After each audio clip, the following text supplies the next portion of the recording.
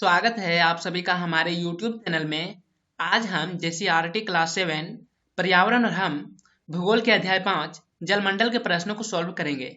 तो आगे बढ़ने से पहले अगर आपने हमारे YouTube चैनल को सब्सक्राइब नहीं किया है तो सब्सक्राइब करके बेल आइकन प्रेस कर लीजिए ताकि हमारे आने वाले वीडियो का नोटिफिकेशन सबसे पहले आपको मिल सके। और अगर आपको इसका PDF चाहिए तो हमारे व्हाट्सएप ग्रुप को ज्वाइन कर सकते हैं, लिंक डिस्क्रिप्शन में दिया गया है। तो चलिए शुरू करते हैं और देखते हैं कि कौन कौन से प्रश्न है और उसके उत्तर क्या होंगे।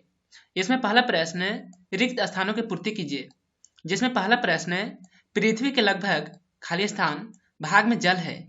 इसका उत्तर है 2/3। पृथ्वी के लगभग 2/3 भाग में जल है। अगला प्रश्न है समुद्री जल की औसत लवणता खाली स्थान होती है। इसका उत्तर है 35 भाग प्रति 1000 ग्राम।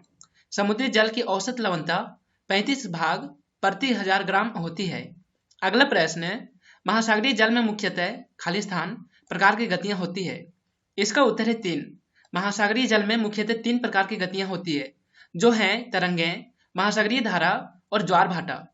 अगला प्रश्न है महासागरों में ज्वार भाटे खाली स्थान और खाली स्थान के आकर्षण बल के कारण आते हैं।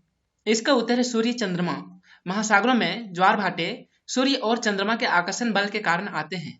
अगला प्रश्न है वृहद ज्वार खाली स्थान और खाली स्थान के दिन आते हैं। इसका उत्तर है पूर्णिमा अमावस्या। वृहद ज्वार पूर्णिमा और अमावस्या के दिन आते हैं। अगला प्रश्न सही उत्तर लिखें, जिसमें पहला प्रश्न है लेब्राडोर धारा ठंडी धारा का उदाहरण है। इसका उत्तर है सही। अगला प्रश्न है पृथ्वी पर उपलब्ध कुल जल राशि का मात्र 2.7% स्वच्छ जल है। इसका भी उत्तर है सही। अगला प्रश्न है सुनामी महासागरों में प्रवाहित होने वाली गर्म जल धारा है। इसका उत्तर है गलत। अगला प्रश्न है महासागरीय जल का तट की ओर ऊपर उठना ज्वार कहलाता है। इसका उत्तर है सही। अगला प्रश्न है अल नीनो महासागर में स्थित एक पर्वत का नाम है। इसका उत्तर है गलत। अगला प्रश्न है निम्नलिखित प्रश्न का उत्तर एक वाक्य में दीजिए, जिसमें पहला प्रश्न है जल चक्र क्या है। इसका उत्तर है पृथ्वी पर उपस्थित जल का प्रवाह महासागर, वायुमंडल एवं स्थल के बीच लगातार होता रहता है। इसे ही जल चक्र कहते हैं। अगला प्रश्न है लवणता से आप क्या समझते हैं। इसका उत्तर है प्रति 1000 ग्राम जल की मात्रा में उपलब्ध लवण की मात्रा को लवणता कहते हैं। अगला प्रश्न है महासागरीय जल की विभिन्न गतियों के नाम लिखिए। इसका उत्तर है महासागरीय जल में 3 प्रकार की गतियां होती है। पहला तरंग, दूसरा ज्वार भाटा और तीसरा महासागरीय धारा। अगला प्रश्न है पृथ्वी से चंद्रमा की अधिकतर और न्यूनतम दूरी कितनी है। इसका उत्तर है पृथ्वी से चंद्रमा की अधिकतम दूरी 4,07,000 किलोमीटर और न्यूनतम दूरी 3,56,000 किलोमीटर है। अगला प्रश्न है भारत का कौन सा बंदरगाह उच्च ज्वार पर आश्रित है। इसका उत्तर है कोलकाता का बंदरगाह, जो हुगली नदी पर है, उच्च ज्वार पर आश्रित है। अगला प्रश्न लघु उत्तरीय प्रश्न है, जिसमें पहला प्रश्न है पृथ्वी पर जल के वितरण को समझाइए।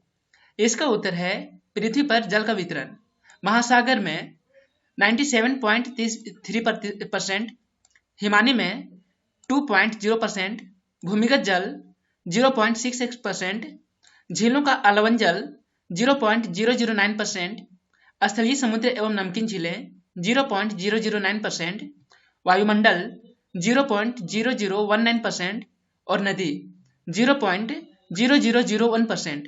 कुल मिलाकर के हो जाता है हमारा 100% जल। अगला प्रश्न है समुद्री तरंगें क्या हैं, ये किस प्रकार उत्पन्न होती हैं।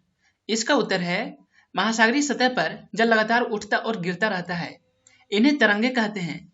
तरंगे महासागरीय जल की सतह पर पवन के रगड़ के कारण उत्पन्न होती हैं। इन तरंगों की गति दोलनात्मक होती है। तूफान के दौरान तेज पवन चलने के कारण काफी विशाल एवं ऊंचाई वाली तरंगे होती हैं। अगला प्रश्न है सुनामी से आप क्या समझते हैं। इसका उत्तर है भूकंप, ज्वालामुखी या भूस्खलन के कारण कभी कभी महासागरीय जल का अत्यधिक विस्थापन होता है। इसके कारण 15 मीटर की ऊंचाई तक की ज्वारीय तरंगें उठती है, जिसे सुनामी कहते हैं। अगला प्रश्न है ज्वार भाटा क्या है, ये कैसे उत्पन्न होते हैं। इसका उत्तर है महासागरीय जल का ऊपर उठना एवं गिरना ज्वार भाटा कहलाता है। जब सागरीय जल ऊपर उठकर तट की ओर आगे बढ़ता है तो उसे ज्वार कहते हैं, तथा सागरीय जल के नीचे गिरने और तट से दूर जाने को भाटा कहते हैं। ऐसा दिन में 2 बार निश्चित समय पर होता है। सूर्य और चंद्रमा के शक्तिशाली गुरुत्वाकर्षण बल के कारण महासागरों में ज्वार भाटा आते हैं। ज्वार की उत्पत्ति के लिए प्रमुख उत्तरदायी कारकों में चंद्रमा का पृथ्वी के नजदीक होना है, जबकि सूर्य पृथ्वी से काफी दूर होने के कारण ज्वार की उत्पत्ति में बहुत छोटा योगदान दे पाता है। अगला प्रश्न है, वृहद ज्वार और लघु ज्वार में अंतर स्पष्ट कीजिए। इसका उत्तर है, पूर्णिमा और अमावस्या के दिन सूर्य, चंद्रमा एवं पृथ्वी तीनों एक सीध में होते हैं, तो दोनों की आकर्षण शक्ति एक साथ मिलकर काम करती है। इस समय सबसे ऊंचे ज्वार उत्पन्न होते हैं। इस ज्वार को वृहद ज्वार कहते हैं। जबकि प्रत्येक महीने के कृष्ण पक्ष एवं शुक्ल पक्ष की अष्टमी को सूर्य, चंद्रमा और पृथ्वी मिलकर समकोण बनाते हैं। इस समय सूर्य और चंद्रमा के आकर्षण बल एक दूसरे के विपरीत कार्य करते हैं। इस कारण लघु ज्वार का अनुभव किया जाता है। अगला प्रश्न है, महासागरीय धाराओं के प्रभावों को समझाइए। इसका उत्तर है, महासागरीय धाराओं के निम्नलिखित प्रभाव हो सकते हैं। पहला, महासागरीय धाराएं किसी क्षेत्र के तापमान को प्रभावित करती हैं। गर्म धाराओं से स्थलीय तट का तापमान अधिक तथा ठंडी धाराओं से तापमान कम हो जाता है। दूसरा, जिस स्थान पर गर्म एवं ठंडी जलधाराएं मिलती हैं, वह स्थान विश्व का सर्वोत्तम मत्स्य क्षेत्र माना जाता है। उत्तरी अटलांटिक महासागर तथा जापान के तट पर इस कारण ही मछली का अधिक उत्पादन होता है। तीसरा, गर्म और ठंडी धाराओं के मिलन से घना कोहरा बनता है, जिससे नौ संचालन में बाधा पहुंचती है। और चौथा, गर्म जलधाराएं अपने साथ जलवाष्प लेकर चलती हैं, जिसके कारण उससे प्रभाव वाले तटीय क्षेत्रों में वर्षा होती है। आपको ये वीडियो कैसा लगा है हमें कमेंट में जरूर बताएं, और अगर वीडियो अच्छा लगे तो इसे लाइक कीजिए, दोस्तों के साथ शेयर कीजिए, और अगर आपने हमारे YouTube चैनल को अभी तक सब्सक्राइब नहीं किया है तो सब्सक्राइब करके बेल आइकन प्रेस कर लीजिए, ताकि हमारे आने वाले वीडियो का नोटिफिकेशन सबसे पहले आपको मिल सके।